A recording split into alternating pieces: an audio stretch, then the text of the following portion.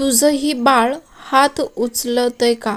कधी तोंडावर चापटी मारतोय.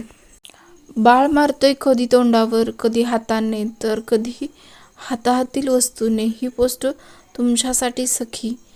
जर तुझंही बाळ हात उचलत असेल तर आधी एक दीर्घ श्वास घे गं. 11 महिन्याचं बाळ मारतं म्हणजे तो खडकर, वाईट किंवा आक्रमक आहे असं अजिबात नसतं.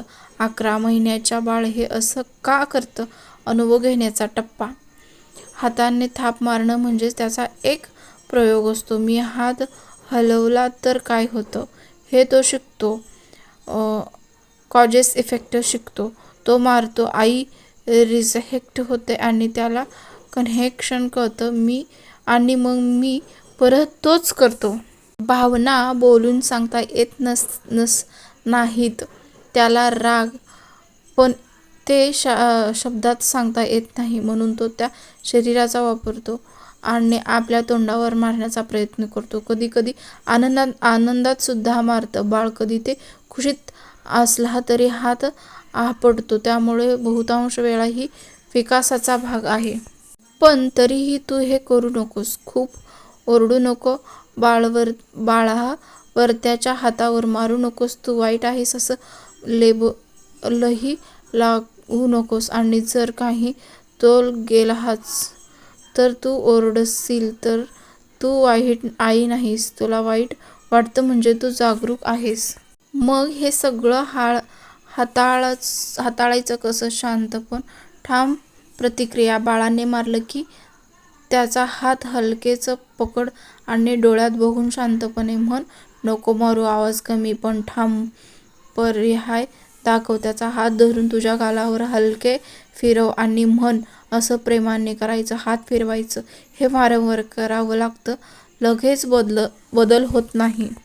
कारण ओळख, तो कंटाळा आला आहे, झोप कमी झाली आहे का, जास्त आहे का, तुझं लक्ष हवं आहे का? कधी कधी मारणं म्हणजे आई माझ्याकडे बघ असं सांगणं असतं. सातत्य ठेव. आज हारलो आणि उद्या ओरडलो तर मी कन्फ्यूज होईल. एकच रिस्पॉन्स रिपीट कर.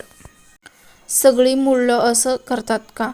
हो, 8 ते 18 महिन्यादरम्यान खूप मुलं असं करतात.